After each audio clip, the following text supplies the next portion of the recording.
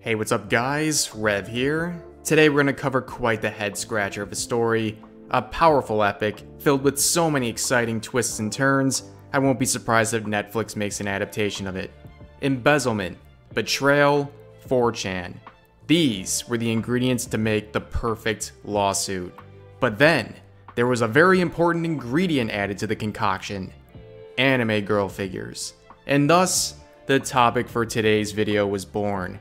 And it's a good one, so cozy up to your favorite body pillow, and let's jump into this one. Here we have the headline of the century, the literal Watergate of our time. Nendoroid toy makers sued by former execs over over-sexualized anime figures. Imagine having to file that lawsuit. That has to be pretty embarrassing to say the least. So a bit of a disclaimer before we get into the article. This is an ongoing lawsuit, and I'm sure the details are not 100% accurate, so keep that in mind. But nonetheless, there's enough information here to get a pretty good sense about the lawsuit. So this involves Good Smile Company, which you may have come across at some point in your life, whether it's directly or through the products they sell on Amazon. Good Smile is a Japanese manufacturer that sells primarily Nendoroids and Figma products based on anime, manga, video games, and alike. From what I understand, they manufacture some of their own figures, and they also distribute other manufacturers' products as well. Pretty simple stuff. Now, as a totally unnecessary flex, I would like the record to show that about 3 or 4 years ago, Good Smile Company reached out to me and asked me to record a product review of their figures that they would send me. Unfortunately for them, they were not up to speed with the current lore of my channel back then. I was definitely not going to record myself opening anime figures on camera when all I made back then was subpar anime vines and never used my voice, let alone showed myself on camera, so rip there. But now, I do that stuff all the time, so I mean, if this lawsuit goes good, you know, just saying. But anyways, back to the story at hand. Good Smile Company, which has business in the United States, is being sued by 2 former executives in a lawsuit that alleges the company engaged in tax evasion, discrimination, and selling over-sexualized anime figures depicting minors, which they say may violate United States obscenity laws.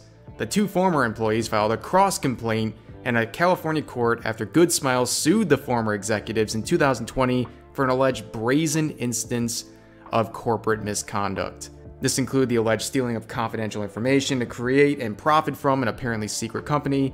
Good Smile also claimed that these 2 former employees used company information to swoop in and steal contracts away from them. So Good Smile has sued them for $2 million, and in their cross-complaint they allege previously mentioned things. There's suspicion about Good Smile's funding from 4chan, and the money shot that Good Smile sells quote-unquote over-sexualized anime figures depicting minors, including teens and tweens in sexual positions with no buyer age restrictions. We're obviously focusing on that last one, and it doesn't take a law degree to understand the figures they sell don't violate US obscenity laws. And as a side note, I see infinite people in these debates quote the Protect Act that we're looking at right here to basically call quote-unquote underage anime characters illegal to view.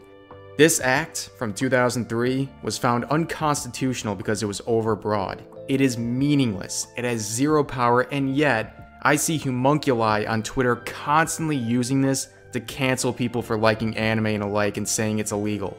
It's completely ridiculous. Anyone who quotes this is wrong, and you should point that out. Back to this lawsuit, however, that part will not win. And what you're looking at right now is the Miller test, which is the standard applied for US obscenity cases. Apply the factors yourself, it's pretty obvious there is no merit here. In fact, this whole thing looks like a pathetic attempt to trash a business's reputation because they got caught doing illegal things and are now spurging out with these trumped up charges. But that's gonna do it for this video. I hope you all enjoyed this little tale, and I guess we now wait and see where this goes. I'll see you guys next time.